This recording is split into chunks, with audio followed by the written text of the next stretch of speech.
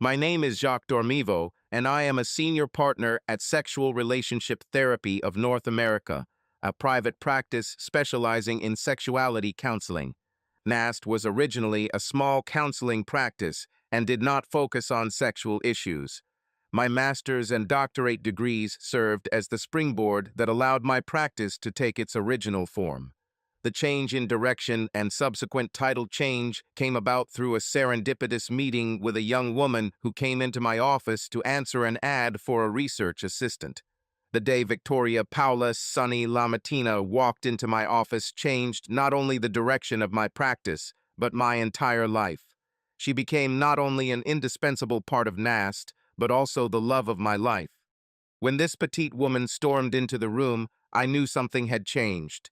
She was the fourth candidate I interviewed for the position. Suddenly, the atmosphere in the room changed. I watched her walk towards me, and as we introduced ourselves, time seemed to stand still. She seemed shy and insecure to me. To reassure Miss LaMatina, I began the interview by telling her that she could stop me at any time if she had any questions. Well, as soon as that door was opened, she immediately took control. Very soon, she was interviewing me. She asked about different things, the usual questions. And suddenly, she stunned me with the question, "What about sex?" I replied, "What about him?" She was well prepared and was outraged that my practice did not pay enough attention to sexual issues. She looked at me intently and said, "Jacques, sex is everything. We don't just have sex to live, we live to have sex." To fully understand the depth of my shock, you need to see this woman. She was a real miniature, maybe 5 meters tall. If she weighs 40 kilograms, it was because she had just finished Christmas dinner. Fragile and tender in everything. Modest breasts that seemed lush only on her tiny figure. Shy and student-like. Sweet face and humble demeanor. She would often look down at her shoes and then look up at me hopefully. She was the embodiment of all possible contrasts. It seemed as if at any moment her nervousness might cause her to run out of the room. But then she slowly moved forward in her chair until our knees were almost touching each other.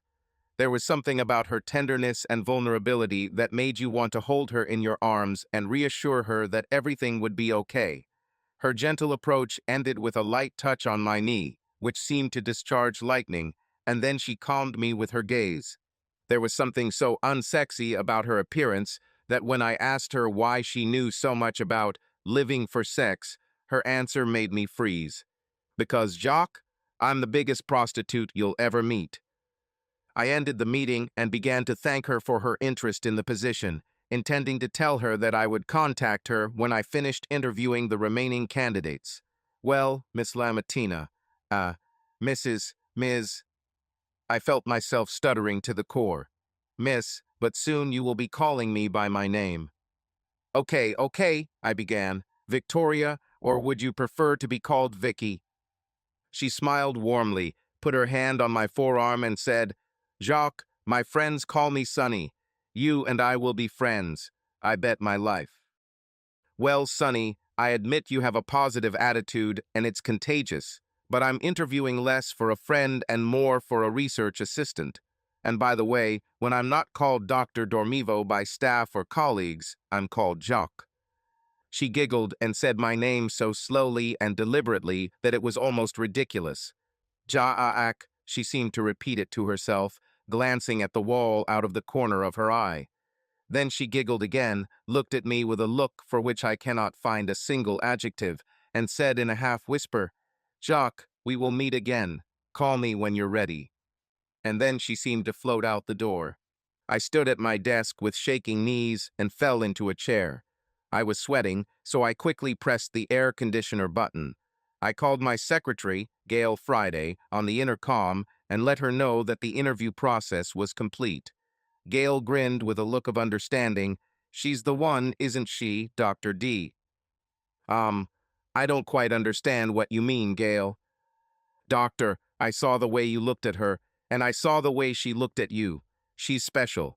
Admit it, you felt it." I shrugged my shoulders in surrender and went home. That evening at home, I opened a bottle of wine and my briefcase. I took out the files of all the candidates who participated in the interviews. I spent about 5 minutes skimming the details of all but one of the candidates. Saved the best for last. The other three aroused my purely professional interest. 2 men and 1 woman. They all had impeccable resumes, all with master's degrees. I was not looking for PhDs for this position. I didn't need a practice partner. In principle, a bachelor's degree with relevant experience would be enough for me. But now there was a downturn in the labor market, and people with advanced degrees were looking for work. I saved the best for last. Victoria P. LaMatina. Just touching the file already made me feel horny. Unlike the cold, clinical atmosphere I experienced with other candidates, reading her resume was like an exciting journey. I read about her educational background, followed her career path from job to job, from experience to experience.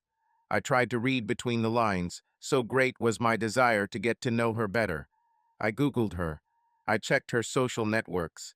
It was a revelation. She was 4 years older than me. I would never have guessed it.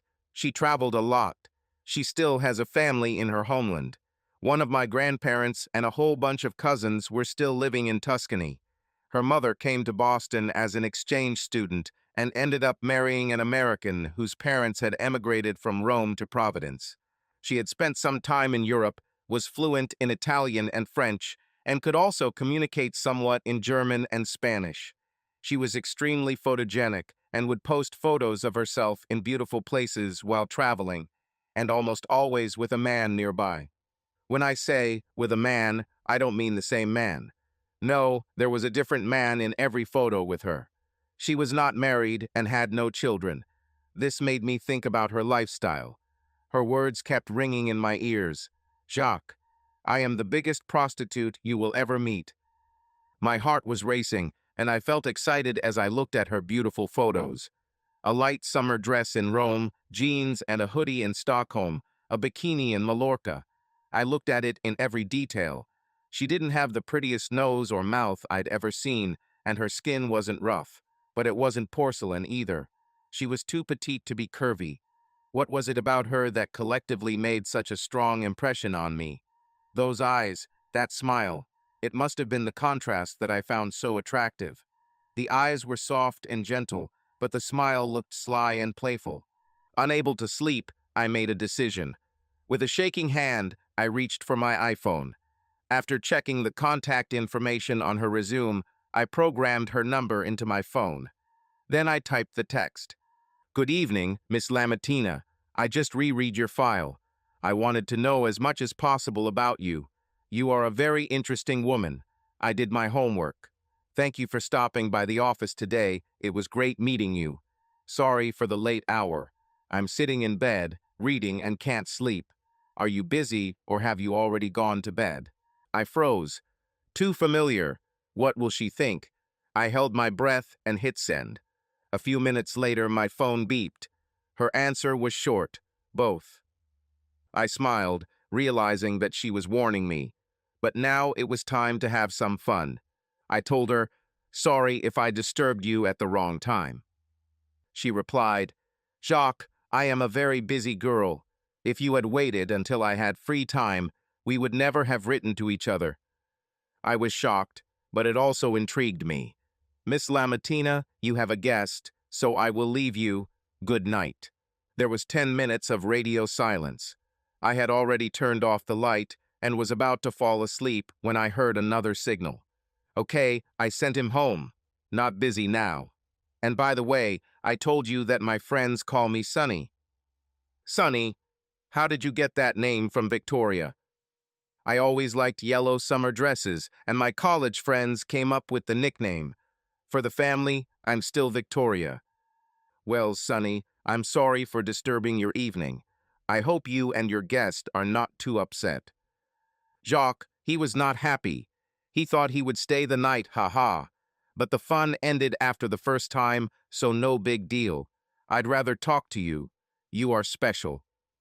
Wow, special.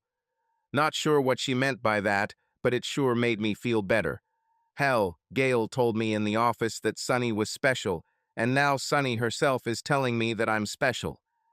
I admit, it gave me a special feeling. I guess I had been enjoying this feeling for too long because suddenly I heard another signal. Jacques, are you still here or have I already put you to sleep? You must have been doing your homework. Did you see my photos on the internet? I bet you've seen Mallorca. I bet that's what made you write to me. It's okay, Mehmet also liked this bikini. My God, how could she guess what I was doing? She must think I'm the biggest pervert on the planet. I crawled through her pages, drooled on her modest breasts. Oh, I'm already breaking the rules of etiquette in correspondence and getting lost in my thoughts when I should be responding. Okay, Jacques, looks like I sent Justin home too early. You clearly don't want to talk. I'll call him. Maybe he didn't have time to go far. Sorry, Sunnie. I'm just shocked that you knew I was looking at your bikini photos. Mehmet is your boyfriend. He was a guy for a couple of days in Mallorca. He's in the photo with me. I think he was with a tour group from France. I grabbed him for a day or two. Understood. Is Justin your regular boyfriend? No, Justin is a warm bed option. My only permanent partner runs on batteries and sits on my nightstand. Haha, Sunnie, when do you even find time to use the apparatus when you have a constant stream of Mehmets and Justins? Jacques, you really cut me to the heart. You're making me out to be a depraved, easily accessible girl. Where did you even get this idea? Oh yes, that's right, that's what I told you, haha. Well, it looks like I interrupted your evening debauchery, but from the looks of it, everything is fine. You said I was special, I hope in a good way. Darling, you are special in the best possible way. I knew it from the moment I met you. No amount of depravity is worth missing out on such a feature. Wait, is that even a word? Sunnie, you just called me honey, I replied without any emoji or hint of humor. Oh, look at me, I'm taking liberties. I usually wait until I'm hired before calling my boss honey. Don't complain to HR, haha. I even liked it, but I'll still put it in your work file, young lady. Oh, Jacques, well, you did it by calling me young. I did my homework too, you know. I know that you are only 28, and I really wish I was that much longer. Flattery will take you to the moon and back, darling. Sunnie, I did a little Googling and noticed that you are 32. But looking at you, it's hard to believe that you are over 22. Marry me. Haha, I'm not the one for marriage, but you're definitely on the right track to that moon and back. And regarding the comment in my personal file, when will it be activated? Sunnie, how soon can you start? One Monday morning. Gail Friday was more than just a secretary. In a small office, an administrative assistant often performs a variety of tasks.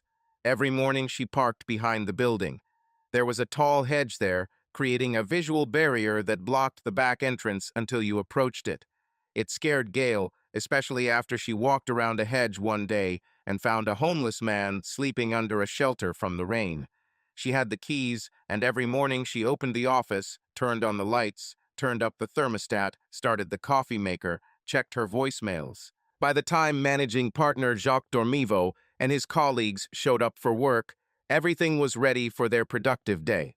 On this particular Monday morning, she stepped out of her car and spotted a sleek black sports car in the usually empty parking lot. Rounding the hedge, she saw under the morning fog a frail young woman holding a tray with 4 glasses of coffee. "Excuse me, can I help you?" The small figure turned to Gail, and she exclaimed, "Oh, Miss LaMatina, isn't it? You surprised me. Good morning, Miss Friday. I would feel even better if you called me Sunnie." Gail began looking for the right key among the bunch. "Okay, Sunnie, what an early bird you are." "I guess I just can't wait to get started, Miss Friday. I hope I don't look too eager." "Oh no, it's nice to have company. It's a little creepy here when you're alone. And please call me Gail." Jacques DormayVoo. I arrived at the office earlier than usual. It was Monday, and my new research assistant was starting today. To be honest, I had quite a bit of attraction to this girl. Listen to me. Young woman. She was 4 years older than me, but there was something intriguing about her, like a little girl. Not in some perverted sense, no, she was a completely mature woman, just in miniature. Perhaps that's why I wanted to arrive earlier than usual to meet the new employee. There were already two cars in the parking lot, the old, reliable Gale and a chic black Alfa Romeo 4C Spider, which I had never seen before. Sunnie seemed to be written all over this car in a figurative sense. I entered the office literally 60 seconds after them. They haven't taken off their coats yet. Sunnie's coat was black with a pearlescent tint and reached mid-calf. They noticed me immediately. "Good morning, Dr. D," Gale exclaimed happily. "You're early today." "Yes, good morning, Gale." "Sunnie." Sunnie said nothing for a moment, and then untied the belt of her still damp cloak. She did it in such a way that while I watched, my brain seemed to perceive the action in slow motion. It looked like she was having a sexy dance. It was all low-key enough to allow her to deny it if she had to. But she knew what she was doing. It was visible in her eyes. Taking off her coat, Sunnie showed off a floral cotton dress that reached just above her knees. This moment dragged on so long that further silence would have become awkward. Like a true professional, she diffused the situation by softly saying, "Good morning, Jack," giggling in a cute accent, as if she couldn't take the name seriously herself. She thought it sounded too pretentious. She used to call me Jack. I would immediately fire anyone else for such familiarity. But I would let this woman run over my shoes with her Alfa Romeo, and would also thank her for it. I guess she sensed my weakness. She's already told me that she thinks I'm special. She shook out the droplets from my coat, some of which landed on my shoes and trousers. She looked at me with exaggerated hurt and whispered in a conspiratorial tone, "Oh, Jack, I made you wet. But it's okay, I'm wet too." She looked away and smiled faintly. Now it became clear to me why this girl sleeps with whomever she wants. It's only been 20 seconds since I walked through the door, and so much has already happened. I was ready to have sex with her right there in front of Gale, and of course, Gale saw everything and giggled under her breath. Gale immediately told me that Sunnie was the one. She understood more than she seemed. Now a few words about Gale. She's over 40. She has never been married. I have never seen her with a man, but I have never seen her with a woman either. She seemed to lead a completely asexual life, and that suited her perfectly. She was not a bookworm and did not act aloof. On the contrary, she was very sociable. Most likely, when overweight and sociable women begin to be liked by others, they are called cheerful.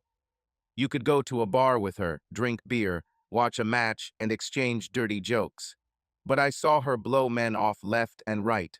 Her personality was far more attractive than her looks, and she looked pretty good, especially after a couple of hours at the bar. I never tried to hit on her. She was not my type and was almost the same age as my mother. But guys often thought that she would be easy to conquer because she was modest and plump. They were very wrong. Women who thought she was gay faced the same frustrations as men. She was fun, but her fun never ended in the bedroom. So Gale took the opportunity to laugh as she watched the dynamic unfold between me and this adorable fairy. Sunnie came over with coffee for us from a local cafe called Morning Corner. The locals simply called him Breck. We took a cup each and headed towards my office. Damn, that was great coffee. Much better than ours. I'll have to send Gale to them for lessons. I watched Sunnie as she walked towards the very same chair from which her interview took place a week ago. The floral print dress showed off her figure without being too tight. The neckline was not cut deep, not showing any cleavage. It seemed to float around her body as she moved. As far as the office dress code goes, there was not a single detail on this dress that could be faulted. It looked provocative only because I knew that the little woman inside this dress was, in her own words, a plump girl of easy virtue. I collected my thoughts as she crossed her legs. And of course, she didn't just cross her legs, she crossed her legs. As God is my witness, I cannot find words to describe the difference. But when Sunnie LaMatina did something, it was always different. So, Sunnie, I was wondering how best to use your talents here, and I have a plan for us to start with. Yes, Jack, I thought about it too, and I imagine how we will work together. My God, it was like an interview again. This girl simply took the initiative into her own hands. I decided to listen to her idea so I could just close the issue and move on. But I liked her idea. Not that it was better than mine, but it was so unexpectedly different that I was interested in trying it out in practice. I wanted her to attend my sessions as an observer first, and then gradually become involved in the process. But Sunnie wanted to look through the old files to see what I had missed. It seemed to her that I did not pay enough attention to the sexual component in those situations that at first glance seemed non-sexual to her. The only thing I haven't organized yet is her workplace. I showed her the files and offered to use the large table in the conference room to work on documents. She heard me tell her she could sit on the conference table and winked at me mischievously. I wisely decided to move on and left her alone with her documents. I visited her several times during the day, but she barely looked up. There were papers and folders spread out on the table, and she was deeply immersed in her work. At the end of the day, she asked Gail to pack a cardboard file box and put the things she wanted to take home to study in it. That night, as I lay in bed, I couldn't get Sunnie out of my head. This is a dress, and how I watched when she spread her legs, as if I expected to find some proof of her supposed promiscuity. I don't know. Some kind of confirmation of her words that she is an easily accessible girl. Lord, this woman is doing something unimaginable to my head. Finally, I grabbed the phone and sent her a message. Hey, Sunnie, just wanted to say hi and maybe good night. I hope I'm not interrupting you and Justin. With whom? Justin.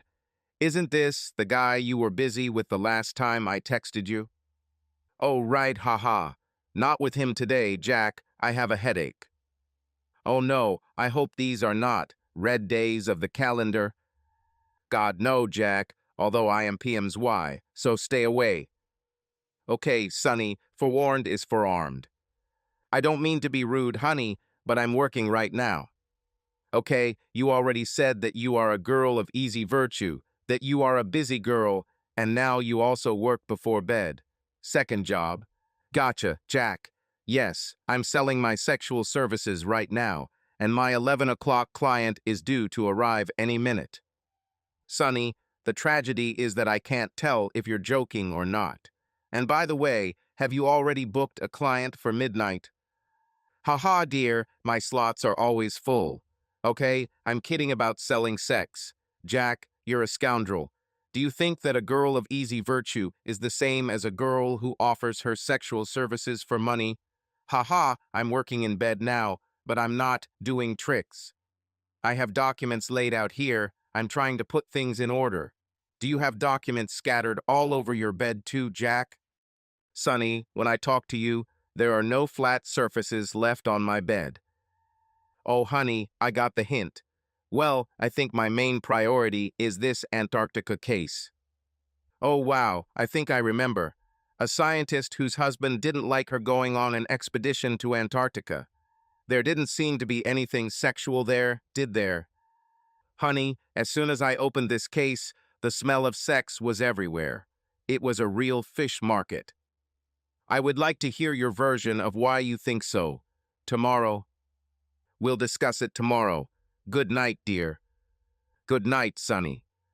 The next morning, Sunnie returned to the office with coffee from Breck and a formal dark gray business dress. The dress was quite modest, but had a slit at the hip and a zipper at the front. Interesting. We entered my office, and she sat down in her usual chair. She started presenting her idea. Perhaps there was some doubt on my face at first, so she did what came naturally to her. She lowered the zipper on her dress a little, revealing a little cleavage. Everything about her was proportional. Her breast seemed small only because she herself was petite. But damn, it looked so big on her. Now I was ready for anything. She could convince me to find sexual connotations even in Lincoln's Gettysburg Address. We began to look into the case of Kimberly Esposito Chance. She joined NAST when she was 33 years old. Her husband, Scott Chance, was 2 years older. Kim was a climate scientist who had recently returned from working at a year-round station in Antarctica. In the summer, when the sun never sets in Antarctica, the station's population reaches 150 people. In winter, when complete darkness reigns, only 50 people remain at the station. The only supplies of people and resources occur during the narrow window of warm months. Consultations with Kim began after her return from her first expedition to Antarctica. My sessions with her focused on the strain her job was causing in the marriage. Her husband was not enthusiastic about her first mission and was reluctant to support her. When she returned, he admitted that he felt very lonely and worried about her safety in isolation. Kim said that Scott is now categorically against her next mission and is threatening divorce. She admitted he might have been lonely, but he had friends, family, and complete freedom of movement while she was in Antarctica. At any moment, he could visit someone, go to a bar, or even fly to London. Kim didn't have that option, so her sympathy was limited. She believed that he was intimidated by a strong and independent woman, and that he was being too childish in insisting on his own. So she decided to go on a second 9-month mission to Antarctica, despite his threats of divorce. She planned to return to us for a consultation after she returned home. The difference between me and Sunnie was the difference between what kind of practice we were before she arrived and what we became after. I saw the problem superficially.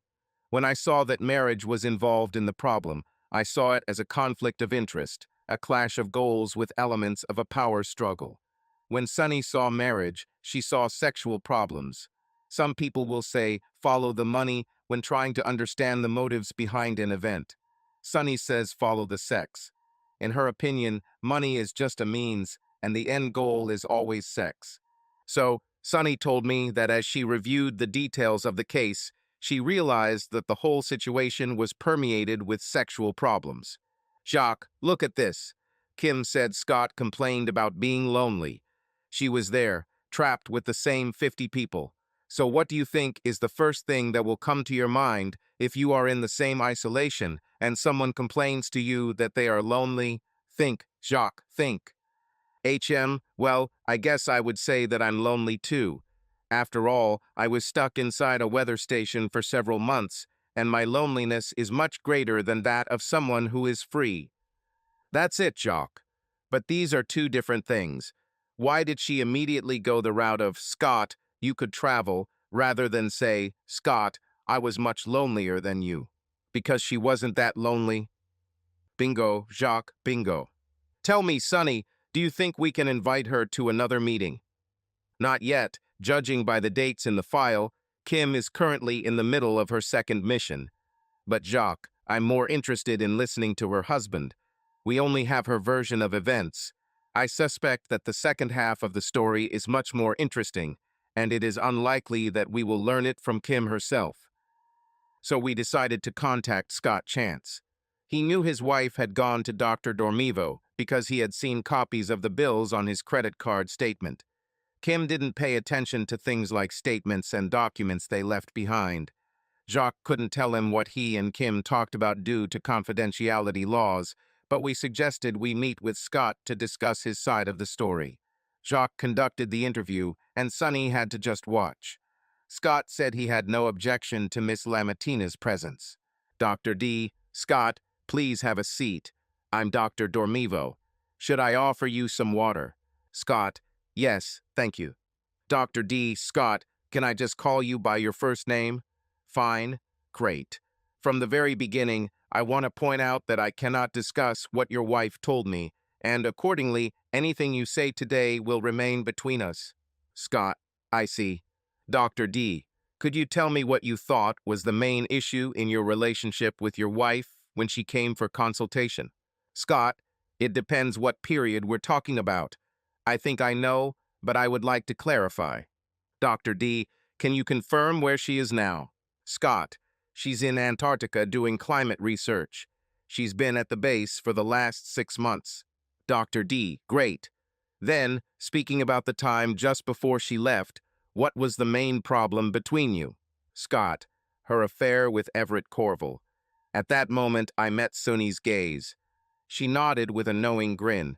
Dr. D, did you discuss this affair with her before she left for the second time? Scott, She doesn't know that I know about the affair. She returned from her first mission pregnant. She doesn't know this either, that I found out about the pregnancy. But I found a copy of the bill on our credit card statement. It turned out she was visiting a women's reproductive clinic in Albany. I sent them an inquiry, supposedly regarding a billing issue, using my wife's name, hoping that she was using our home address.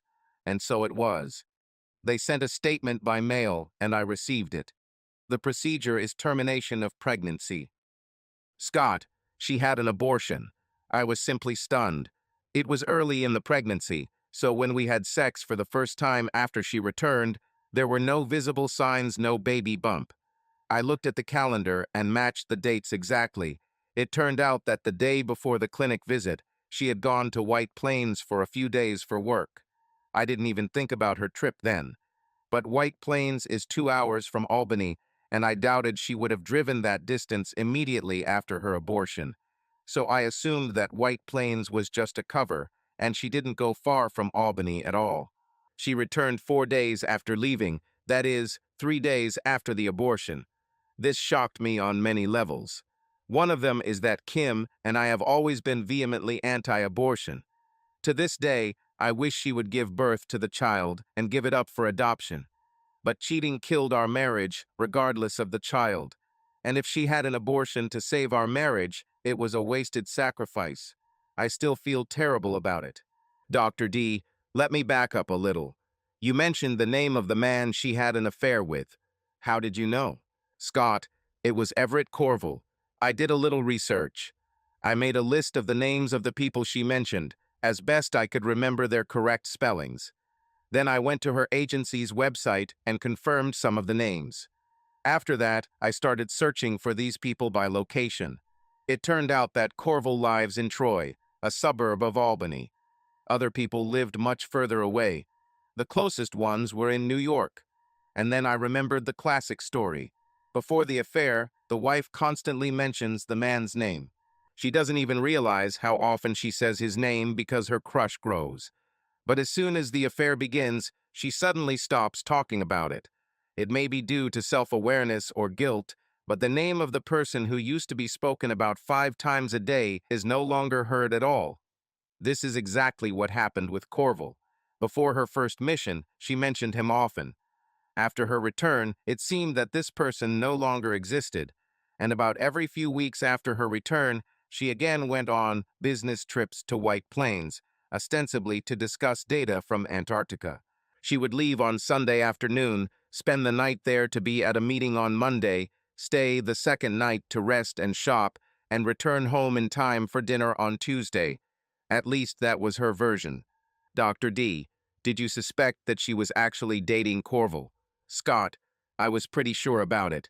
And again, credit card statements. I kept track of the dates. They seemed to alternate. On one trip, she paid for the hotel. On the other, she paid for dinner. And I always refueled my car in East Greenbush, which is a suburb, but on the opposite side of Albany from where Corville lives. He's married, so he probably needed to avoid suspicion. She always went to him. He never came to see her. On the dates she was away, there were no credit card charges for hotels or restaurants near our home. Dr. D, do I understand correctly that all this time you did not tell her about your suspicions and did not consider divorce? Scott, didn't say yes. Divorce, I thought. At that moment, I was scared. I was afraid both to move and not to move. I didn't have a clear plan. Perhaps I was still in the denial stage. There are a lot of hopes that something will intervene by itself. He will die. His wife will find out and put an end to this. His conscience will awaken, or my wife will awaken. So I didn't want to tell her directly. What if she decided to come back into our marriage, and I didn't want her to be too scared to face me? I was willing to take this truth to my grave if it meant it would come back to me. Dr. D, and how did that plan work? Scott, well, I followed that plan until everything blew up. Dr. D, what caused it? What caused the explosion? Scott, she wanted to leave again. Don't forget, I'm still playing the waiting game, waiting for her to end the affair and come back to me. We can have children. I know it's a bad idea to have children with a wife who cheats, but don't forget, I'm still living in a world of illusions. I expect her to change. And so she returns home as usual after another business trip to White Plains, sits down to the dinner I prepared, and announces that she is going to return to Antarctica for a second mission. I exploded. She hasn't even ended the affair yet, hasn't returned to me, and she's already getting ready to leave again. Dr. D, so your plan suddenly collapsed in front of you. Scott, yes, I stopped seeing the truth. I lied to myself that I chose patience and a wise plan. God, I was angry, half angry at her, half angry at himself. I told her, no, I won't go through this again. I don't want to be lonely and worried again. Now I was ready to put forward my conditions. I wanted a normal marriage, and if I couldn't get it with her, I was ready to move on. Now I speak calmly, but then I shouted. At one point I said, "The hell with it," threw my untouched food in the trash and threw the plate into the sink so that it broke. Dr. D, how did she react to your anger? Scott, oh, she was shocked. I've never yelled at her before. She turned pale, fell silent, and began to tremble. And that was good. I wanted her to be scared. The glass from the plate shattered in all directions. I think she almost peed herself. Dr. D, what was the first thing she said after that? Scott, oh my God, I think it was after I went upstairs to the bedroom. I half expected her to jump in the car and drive to him.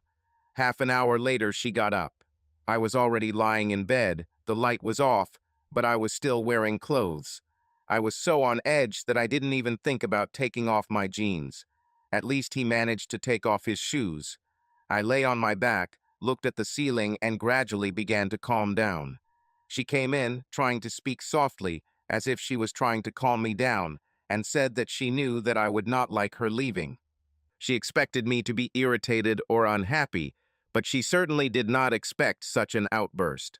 Scott, then she just turned it over to me and asked if I wanted to talk about it. Dr. D, did you get the sense that she was trying to be nice to calm you down and protect herself from another outburst? Or did it seem like she was genuinely concerned about your condition? Scott, I couldn't quite figure out her motives at the time, but looking back, I think it was neither. It seems to me that she just wanted to soften me up so that she could get hers with minimal resistance. When she suggested discussing this, I was already much calmer, but at the same time firmly determined. I told her that if she left, I would file for divorce. In my mind, I was already ready to start a war, although I did not mention treason. I was still clinging to my last hope. She wouldn't leave, she'd end the affair, and we'd work on our marriage. Dr. D, so you were still hoping she would end the affair. What's different this time? Scott, okay. The first time I expected her to end the affair, but I didn't have a clear plan or timeline. This time, if she leaves, there will be no more forgiveness. Since divorce becomes inevitable, there will be no point in hiding the fact that I know about the affair. I was going to accuse her of cheating and abandoning her family. And then I asked her if anyone from her first mission would return for this one. I phrased the question so that it sounded like I was confident that she would be the only one on the team to go again. To defend her position, she had to say, "No, I'm not the only one coming back." I asked, "Who else?" And she listed 7 or 8 names. Dr. D, and I believe Corville was among them. Scott, of course I was. She inserted his name somewhere in the middle of the list and said it especially quickly, as if she hoped I wouldn't notice. But that only caught my attention. I told her that I don't know how her co-workers' wives will react to this, but I'm not going to put up with it. This time I was more open. I directly told her that I would not stay with her if she left again. Dr. D, how did she react? Scott, oh, her calm and gentle tone immediately disappeared. She began to persist, saying that she had a contract that she could not refuse. I reminded her that we made a contract with each other when we got married, and that our contract is older and more important. She didn't say anything and just left the room. She probably slept in the guest bedroom. Dr. D, how long before she left did she tell you about this? Scott, not that much. A month and a half, probably. I think she knew I would object, so she waited until the last minute. If she didn't answer, they would take someone else and leave her here. I always thought that the deciding factor was the idea of Corval replacing someone else. She couldn't bear the thought of him spending 9 months in Antarctica with another person without being able to see her. It was easier for her to stay away from me for 9 months than to stay away from him. I think that's when I got the answer. Dr. D, how old is Dr. Corval? Scott, he's about 45. About 10 years older than me and 12 years older than Kim. I saw his photo on the website. Good looking. He's all respectable, but to be honest, he looks like a pompous idiot. Dr. DormayVoo, were you with her until she left? Scott, yeah, and it was like surrealism. The anger gradually gave way to a kind of numbness. I continued to do everything mechanically. I helped her get ready, prepared her to leave me, helped her pack her things. It was like I was kicking her out of the house for cheating, only very slowly. She tried to get into bed with me a couple of times, but I told her to leave. It upset her both times, but she didn't try again. On the last night before she left, under the same roof, she tried again. Maybe it was for the memories. I told her I was absolutely against it. If she doesn't love me enough to stay, and doesn't love me enough to try to prevent a divorce, then she doesn't love me enough to share my bed and my body. I told her that there was probably something much more interesting waiting in Antarctica, since she was in such a hurry to leave me. Dr. DormayVoo, so you told her you knew about Corval? Scott, not directly. I spoke rather ambiguous, but I wanted to shake her up without directly accusing her. It was enough for me that she understood. I left her wondering if she was ruining our marriage to have an affair with the married Corval. Anyway, my last words that night were that I would never give her one more last time. I heard her crying in the guest bedroom that night, and if it was truly suffering, I rejoiced in her pain. Dr. DormayVoo, how have the last few days been, other than the bed incidents? Scott, I've kept any regrets to a minimum. I had completely lost my last hope by helping her get ready, so I acted as if I was enjoying the task. This amazed her. She expected me to pay, and if I got angry, it would show her that her leaving meant something to me. But I kept myself in, shall we say, a focused mood. I was sure that this alarmed her, which pleased me. At least it made pretending I wasn't sad a lot easier. Also, while I was helping her pack, I found some birth control pills. This was a 2-month supply, which seemed strange to me for a 9-month business trip. I still don't know how she explained this moment. Dr. DormayVoo, were you really surprised to find the pills? Scott, haha, I was shocked for about 10 seconds. I may have thought something like, oh, maybe she's wiser up this time after getting pregnant the first time. But I immediately realized that this undermined any argument she had that the sex was casual or spontaneous. This was planned in advance. She was planning treason, and this strengthened my decision. It became even easier for me to let her go. Dr. DormayVoo, how did you say goodbye? At home or at the airport? Scott, at the airport. Last time she got to the airport herself and returned. This time I drove her myself and helped her with her luggage, still playing the role of the person who shows her out the door. I wanted her to remember the moment of goodbye at the airport for the rest of her life, so that it would haunt her. Even if it killed me, I wanted to see her off personally, knowing that she was going to Antarctica to be, as I joked, a polar girl of easy virtue. Until recently, she thought that I was just taking her to work, and that when she returned, everything would be as before. But what I told her hit her hard. I hugged her, kissed her on the cheek, and said, "Goodbye, Kim. I wish you all the best in life." Dr. DormayVoo, did it finally get her to react? Scott, yes. She suddenly burst into tears. I finally understood where this was going. She said, "You really want to divorce me, don't you?" And I replied that she made it inevitable. She grabbed me and started begging me, asking me to promise that I would meet her when she returned. I relented and agreed. Yes, I will meet her at the airport when she returns in 9 months, and I will take her wherever she wants. I didn't say we wouldn't be married by then. Then boarding began, and she kissed me for real, hugged me tightly, and told me that she loved me. I replied, "I will always love you," and she understood what that meant. She smiled sadly and quickly left. Dr. DormayVoo, how did you react when she left? Were there any tears or regrets? Scott, no, I've cried all my tears before. When she left for the first time. Every time she was supposedly in White Plains. Every time I saw my credit card statements. I didn't even stay to watch the plane take off. I hope that from her place on the runway, she saw me walking to the car and driving away, and not standing and looking at the plane with longing. It's unlikely that she saw anything, but these were the thoughts I had that day. No, I immediately went from the airport to my lawyer's office and asked him to draw up divorce papers. Dr. DormayVoo, were you able to file for divorce while she was abroad? Scott, yes. The base is considered sovereignist territory for such purposes, so as long as the documents managed to get on the plane before seasonal flights to Antarctica stopped, she would receive her copy. I knew the flight schedule from her previous trip. I knew approximately when they would arrive, with an error of a week. And of course, after no contact from her since leaving, she started bombarding me with voicemails and texts. Dr. DormayVoo, have you listened to any of this? Scott, yeah, maybe a dozen messages. The first few contained information I was hearing for the first time.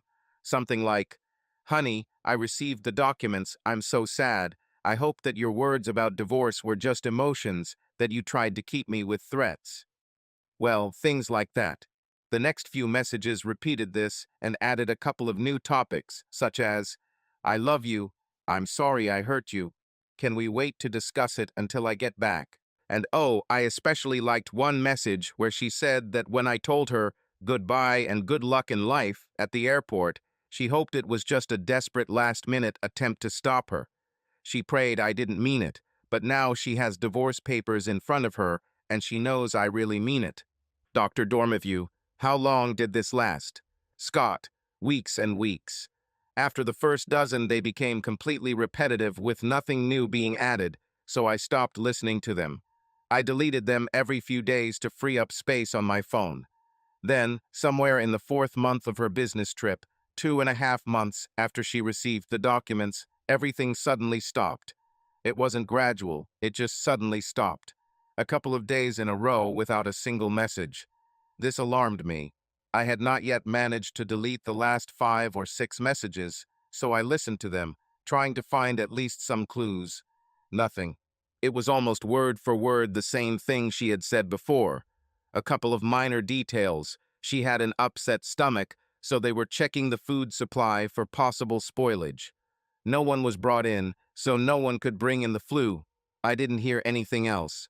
Dr. DormayVoo, no news is good news, right?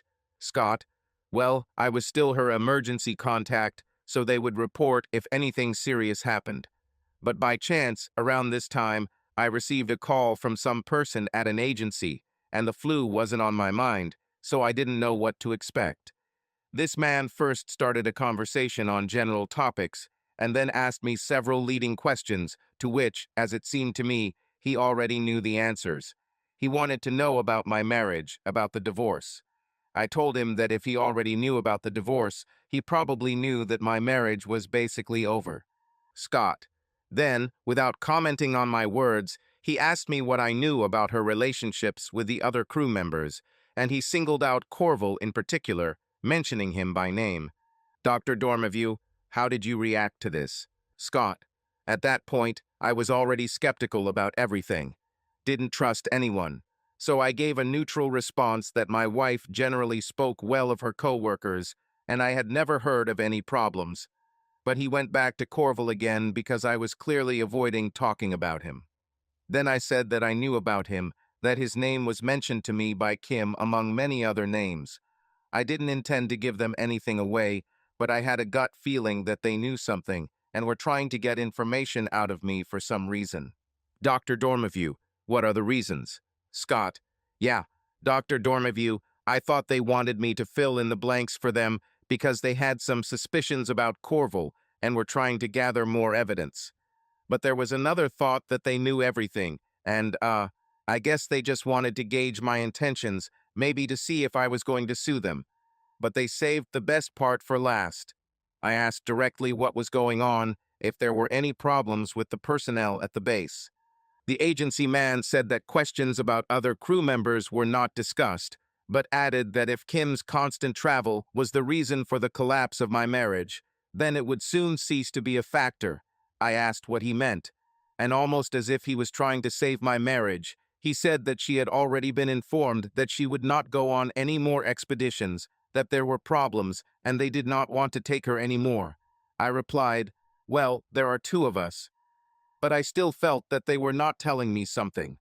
Dr. DormayVoo, Miss LaMatina, is there anything you would like to say or ask Scott if it's okay with him? Sunnie, okay, Scott. Can I call you Scott? Great, and please call me Sunnie. Scott, yes, Sunnie, very nice to meet you. Sunnie, okay, Scott, I checked the dates, and it looks like Kim is now in her 7th month on her mission. I know this is a big ask, but it seems to me that we will all get answers to many questions that we are now only guessing if we invite Kim to talk with us. You won't find the answers by looking at your credit card statements only clues.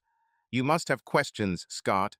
How about we find out everything once and for all? Scott, well, yeah, Miss, Sunnie, yeah, sure, let's do it. You know what I mean. Sunnie, of course, Scott, let's do this. Do you have her contacts? Okay, now I'll try to contact her from one of our computers in another office. Relax, maybe even go for a walk. The men's toilet is down the corridor to the left. Sunnie, hello, is this Kimberly? Kimberly Chance? Kim?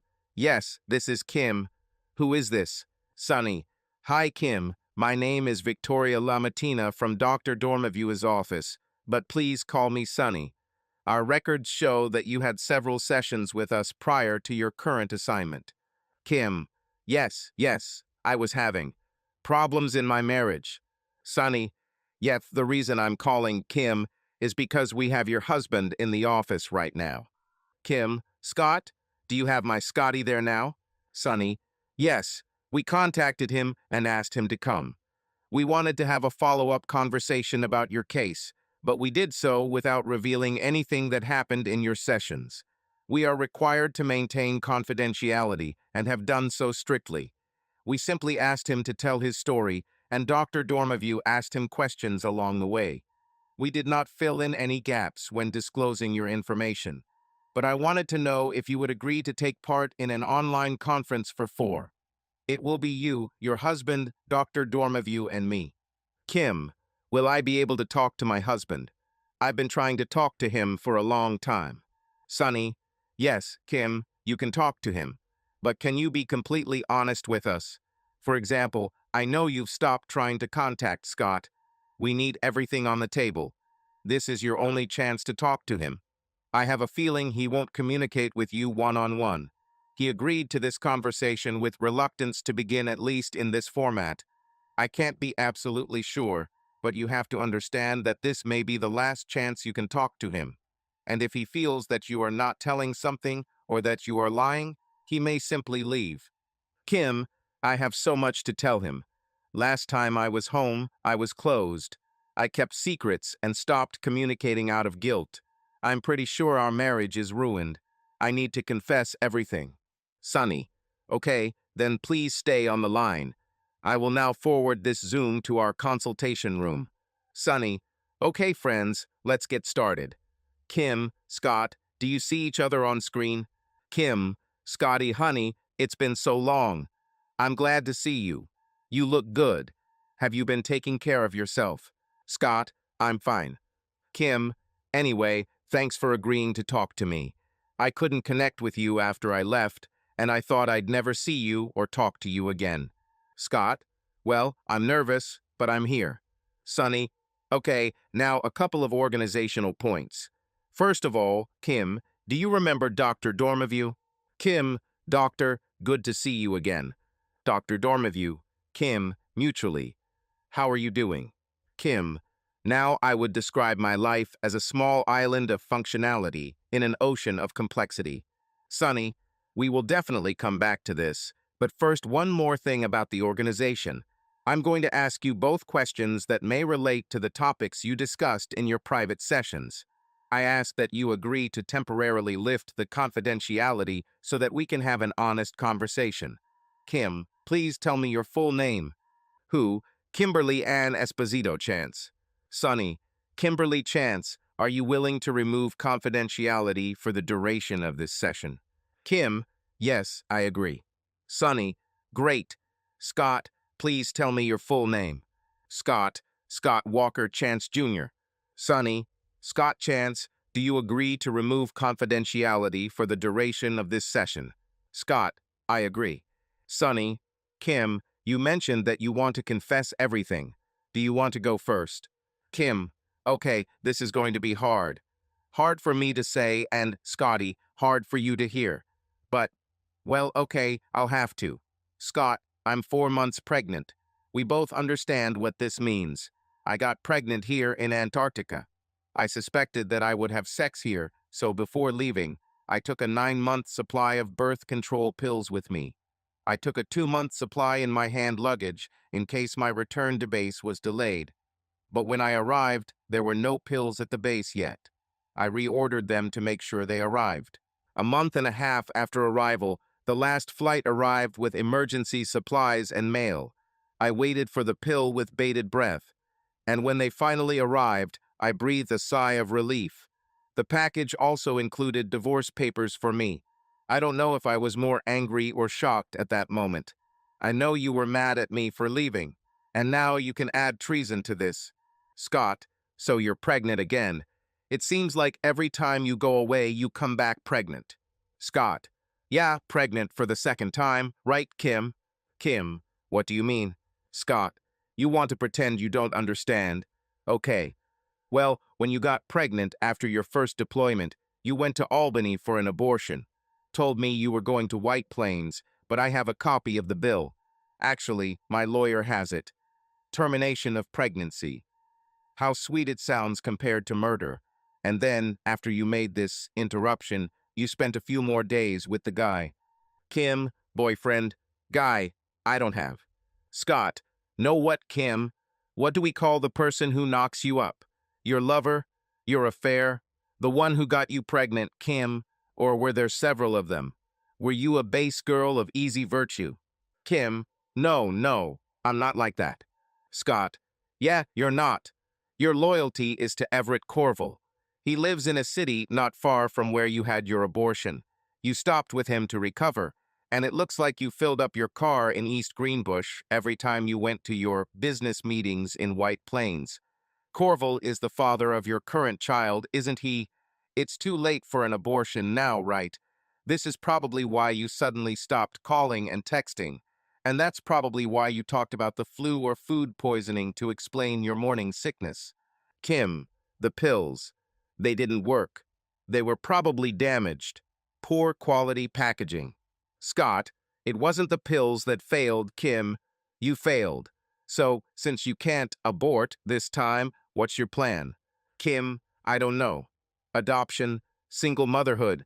Looks like you've decided you're done with us, based on the paperwork.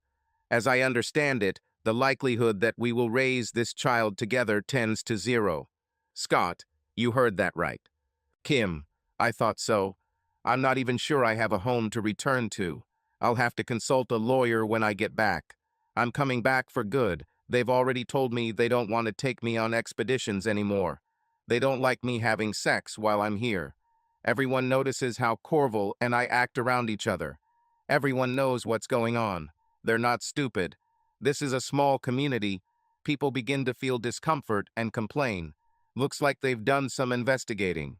They checked my insurance claims. They calculated when I became pregnant and realized that it happened at work. Damn, it can get so lonely out here.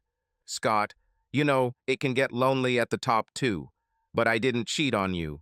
Didn't have children. I don't have any babies that I'm going to give up for adoption. Kim, but the isolation. It's like we're in another world here. Almost like being on the damn moon. Scott, yes, I understand. Something like, what happens in Antarctica stays in Antarctica, right? Kim, yes, that's right. And then I come home and be with you again. Scott, got it. But you know, I was also lonely and at the same time remained faithful. This is my position, and I am not going to change it. I don't care if you were on Jupiter or on a 5-year mission on the Starship Enterprise. You chose this isolation yourself. Okay, let me be kinder to you than you deserve, at least for 1 minute. Let's say that before your first trip, you didn't know how isolation would affect you.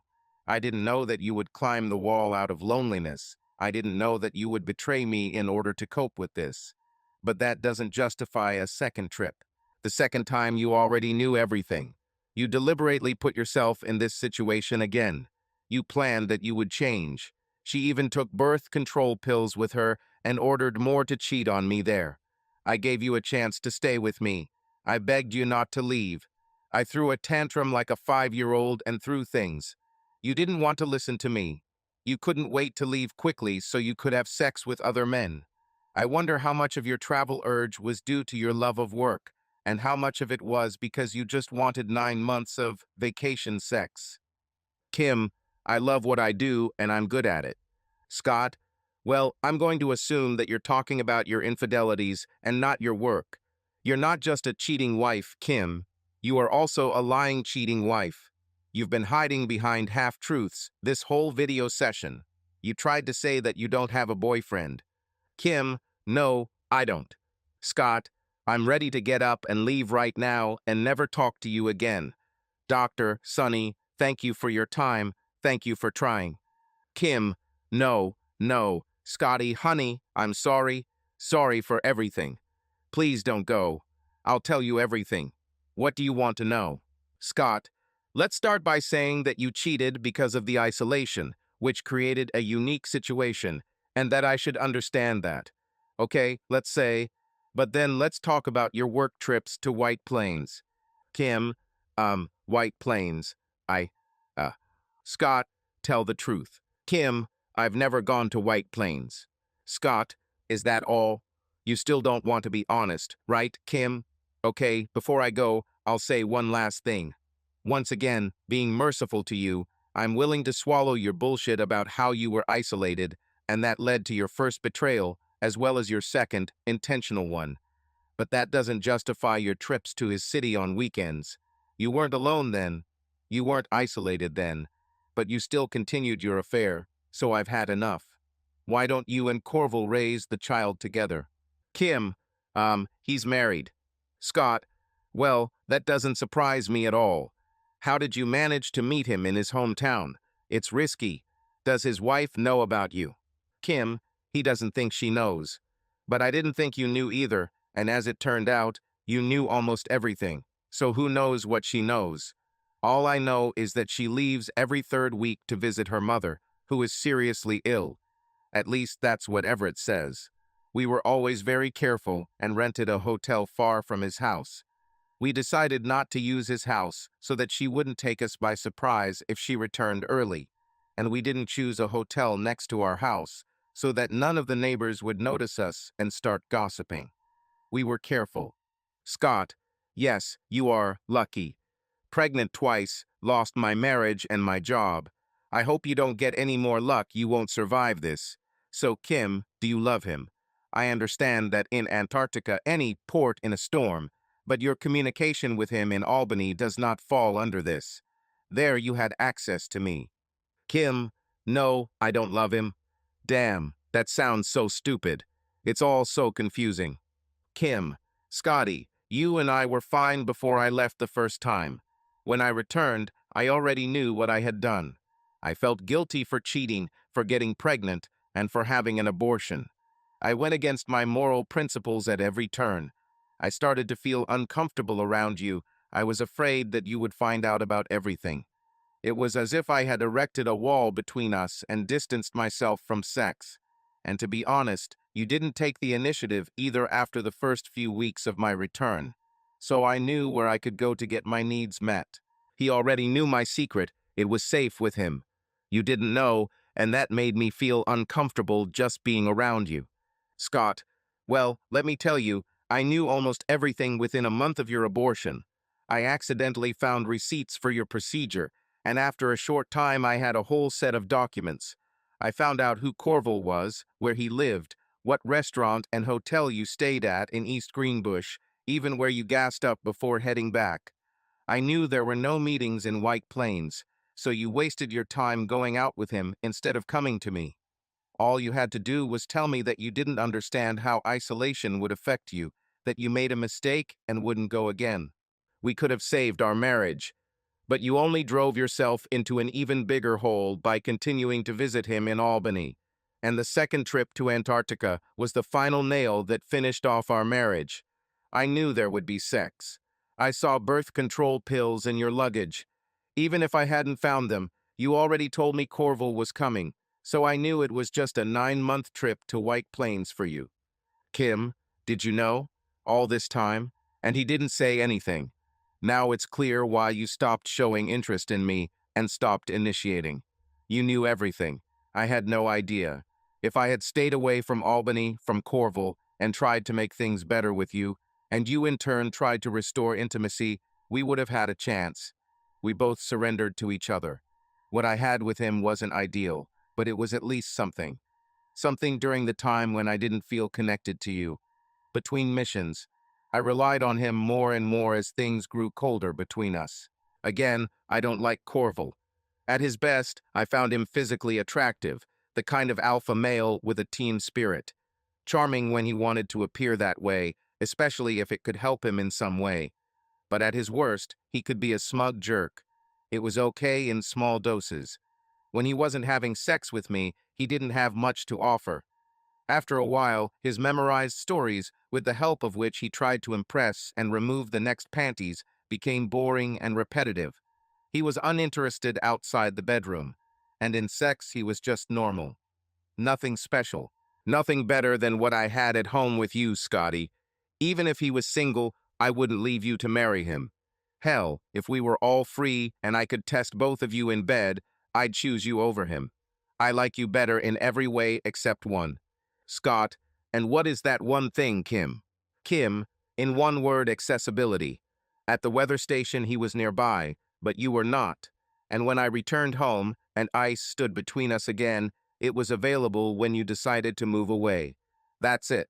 So what's next for us, Scotty? Scott, Kim, as promised, I'll meet you at the airport when you get back. I'll take you home, and we'll start organizing the divorce. You can hire a lawyer. Let's look at the details.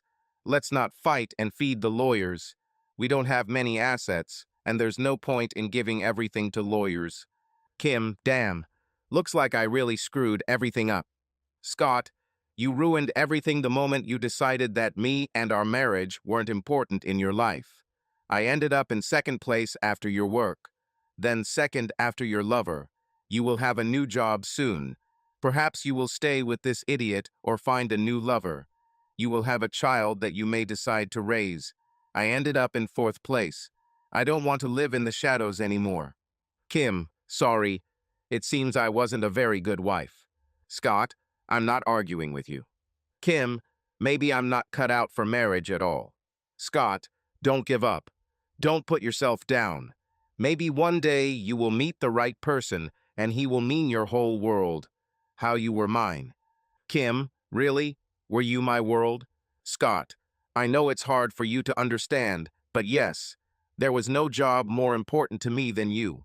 I would quit any job or move to any city if it meant I could keep you. I didn't have another woman. They offered me. I was lonely when you left. I also have my own needs and weaknesses. But I never gave in because you meant more to me than anything else. I renounced everyone else as we swore. You were my whole world. Obviously, I made the wrong choice. To you, I was just a roommate between your missions, someone to keep the house going while you were away. And from time to time, I received sex from you in gratitude for my efforts. This is not a marriage. And if for you it was marriage, then we need different types of marriage. Kim, I'm so sorry, honey. I let everyone down. My life is turning into one big mess. Oh shit, my shift is about to start and I need to switch off. Scott, okay, I'll let you go. Thank you for taking the time today. I think I can talk to you calmly now, so call me whenever you want to talk. I won't ignore you anymore. I'm not sure we have much left to discuss, but I won't disappear if you ever feel lonely out there. If you suddenly get tired of listening to these smug stories of your lover, haha. And let me know exactly when you will arrive so that I can meet you on time. Kim, yeah, thanks. Hey, they're already looking for me, so I gotta go. Sunnie, doctor, thank you for giving me the opportunity to talk to Scotty. Scotty, I love you. Let's talk some more. Please take care of yourself. I really care about you. Okay, bye. Dr. DormayVoo. With that, Sunnie and I thanked her and wished her all the best. And she passed out. We have asked Scott Chance to visit us again after he feels that the issue with Kim has been resolved. A few months after her second return from Antarctica, he contacted us. We met at the NAST office where he told us what happened. After her return, he met her at the airport. Scott: well, I was there at the appointed time. She flew into Westchester Airport, so, ironically, she was actually in White Plains this time. She flew in with a small group of colleagues, and of course, there was Corval next to her. I recognized him from the photo on the website. She was 6 months pregnant with his child. It was too late to have an abortion now. The others seemed to know that I was coming to meet her because, well, you should have seen their faces. As soon as they saw me, they immediately looked away, avoiding eye contact, as if it was their fault that these two slept together. Some of them had relatives or spouses who met them, but many were not expected. Nobody met Corval. Ha, no wife in sight. They came up to me. She looked tense, as if it had been his idea. He looked arrogant and smug, as if he wanted to say, "Look what I did on my summer vacation." I didn't show my anger. In fact, I even had a little fun. Don't forget, in my mind, it was all over with her. They're just two idiots who deserve each other. And of course, I didn't envy them. This child will be a problem for both of them, but not for me. He dared me to shake his hand and introduced himself. "Hello, Dr. Everett Corval, and you must be Scotty," as if he were talking to a 10-year-old boy. I knew not to be offended. After all, of the two of us, he was the cheater and the jerk, not me. I felt sorry for him. I felt sorry for his wife, and in my own way, sorry for Kim, who was now, to some extent, involved with him. I just ignored him as if he wasn't there. Ha! I left him standing with his hand outstretched. Kim looked confused. I don't know if she was embarrassed because of me, because of him, or because of the whole situation. Maybe a little bit of everything. So he stood there awkwardly, and I just leaned over and took her luggage and said, "Where to, Miss Esposito?" Haha, I used her maiden name on purpose. I wanted to pick at an old wound a little. Maybe I was still a little angry, but I said to myself, a moron and a prostitute, they deserve each other. She said goodbye to Corval, hugging him and kissing him on the cheek. She said she would contact him.